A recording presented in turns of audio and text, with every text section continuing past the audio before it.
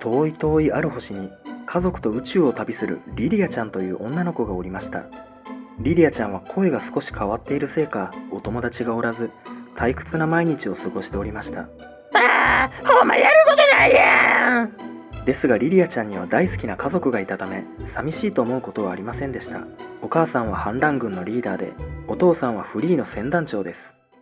そんなある日、リリアちゃんが遠く離れた未開惑星を散歩していると、見るからに頭の悪そうな男が草むらの上で一人転がりっこをしていました。リリアちゃんは勇気を出してその男に話しかけました。こんなとこで何やったん？すると男は転がりっこをやめて言いました。一人暮らしで誰も話す人がいないから、虫が頼むのはだけど一緒に転がりっこしてるんだ。話を聞くと、どうやら男は昔ギャンブルや女遊びばかりしていたために妻に逃げられ、今は草むらの上で転がりっこをするばかりの寂しい毎日を送っているとのことでした。うわー、それすごいな。せや、君のことクソったれくんって呼ぼうかな。リリアちゃんはそう言うと少し考えてからさらに言葉を続けます。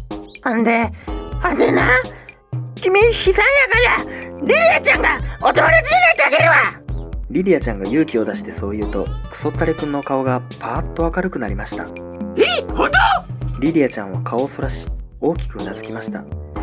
勇気を出したらお友達ができたのです。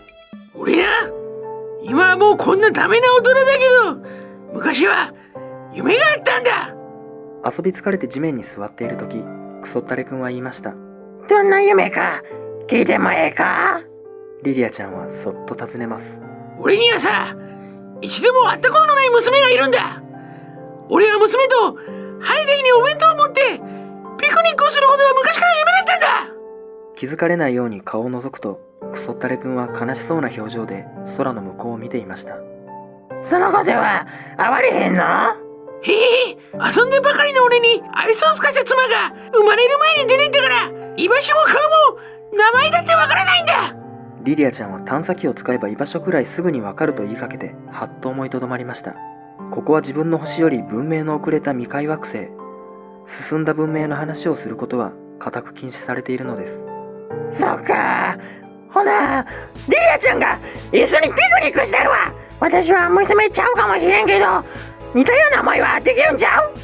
リリアちゃんの言葉を聞いたクソったれくんは目を丸く開いて驚きました。自分の娘も今はこれぐらいの年齢。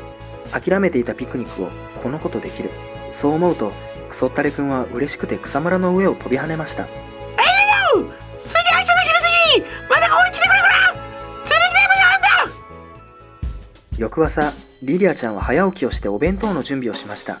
お母さんは破壊工作で、お父さんは船団の紹介動画撮影で忙しく、一人で準備せねばなりません。星を移動すると、クソったれくんに気づかれないよう小型ポットを少し離れた場所に止め、リリアちゃんは元気に挨拶をします。転がりっこをしていたクソったれくんが起き上がり、こちらへやってきます。頭にはタンポポの綿毛が一つ。来てくれてありがとう。海の近くにある小さな山を登りたいんだ。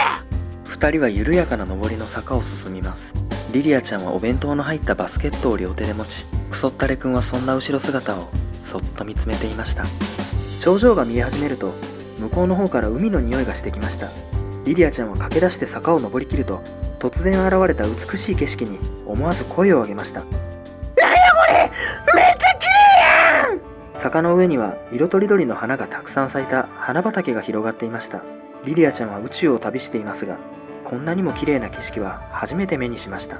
二人は花を踏まないように気をつけながら中の方へと入っていきます。一歩足を踏み出すごとに花の香りが舞い上がってきました。花畑の中央にある小さな丘に腰を下ろして少し遅めのお昼ご飯を食べました。丘の上からは海がきれいに見えました。バスケットを開けると中にはハムや卵、フルーツのサンドイッチがたくさん入っています。花畑と同じくらいバスケットの中にもたくさんの色があふれていました。それから二人は今までどんな生活をしてきたかをお互い話しました。リリアちゃんは宇宙を旅していることは話さず、大好きなお母さんとお父さんの話をしました。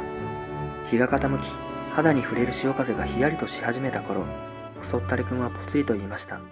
俺はね、いなくなってしまいたいって毎日思っていたんだ。生きていても何も楽しいことなんてなかったから。リリアちゃんはそれを聞いてとても悲しくなりました。そんな話を聞かされたのは生まれて初めてだったからです。妻は昔から俺の声が嫌いだったらしいんだ。ムードも台無しだし、セクシーじゃないって。俺の声がもう少しまともだったら、もっと違った人生になっていたかもしれない。こんな声ならドラゴンがマシだ。そう言ってクソッタレくんは自分の唇を力いっぱい引っ張りましたが、もちろん痛いだけで声は変わりません。あんなクソッタレくんの気持ち、私わかるかもしれん。リリアちゃんは小さな口を少し開け、そう言いました。するとクソッタレくんは大きな声で叫びました。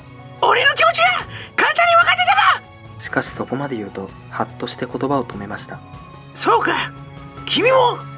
リリアちゃん、お声がちょっと変わってるからってお友達ほとんどおらへんねん。リリアちゃんはうつむいてそう言いましたが、しばらくすると顔を上げ続けて言いました。けどな、リリアちゃんはこの声を生かして活動してみたらな、見てくれるお友達いっぱいできてん。